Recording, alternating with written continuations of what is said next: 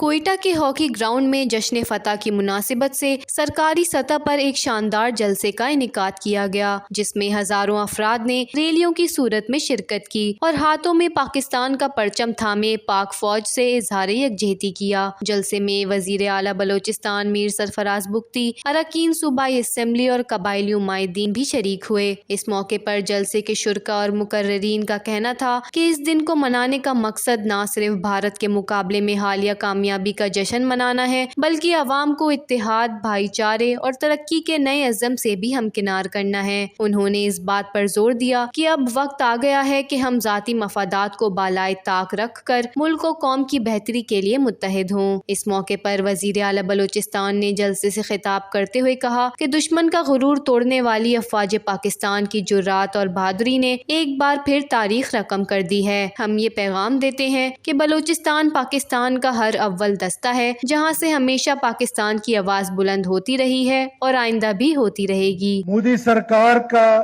شاید یہ خیال تھا کہ پاکستان ایک ترن والا ہے، اور جو اس کی ایروگنس تھی، جو اس کا تکبر تھا، وہ تکبر جس بہادری کے ساتھ افواج پاکستان نے اس تکبر کو خاک میں ملایا ہے، وہ یقیناً قابل تحسین ہے۔ جس دلیری کے ساتھ پاکستان کے سپہ سالار نے ہندوستان کا مقابلہ کیا ہے، بلوچستان کے لوگ آپ کے مشکور ہیں اور پاکستان کے لوگ آپ کا یہ احسان زندگی بھر نہیں بھول سکتے ہیں۔ میں بحیثیت بلوچ یہ سوال ایک بار پھر بلوچوں کے سامنے رکھنا چاہتا ہوں کہ یہ ایک لا حاصل جنگ کی طرف آپ کو دھکیلا گیا ہے۔ ایک لا حاصل جنگ میں جس طرح معصوم لوگوں کا قتل و غارت کیا گیا، یہ کہیں پر حقوق کی جنگ نہیں ہے، اور یہ ثابت ہو گیا ہے کہ آپ ہندوستان کی پراکسی ہیں۔ ہندوستان کے ایما پر عام لوگوں پر یہ جنگ مسلط کی ہوئی ہے۔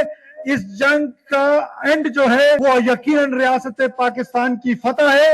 آپ کہہ رہے ہیں کہ یہ پنجابی جو ہے وہ ایجنٹ مارے ہیں، آپ سے یہ ایجنٹ نہیں مارے جا رہے، آپ معصوم مسافروں کا قتل کر رہے ہیں جو بیچارے اپنے مزدوری کے لیے یہاں پر آئے ہیں۔ بلوچ تاریخ میں یہ ضرور لکھا جائے گا کہ آپ کا بلوچستان سے یا بلوچ سے کوئی تعلق نہیں تھا۔ کوئی بلوچ پنجابی کا قتل نہیں کر رہا، بلکہ دہشت گرد جو ہیں وہ پاکستانیوں کو شہید کر رہے ہیں۔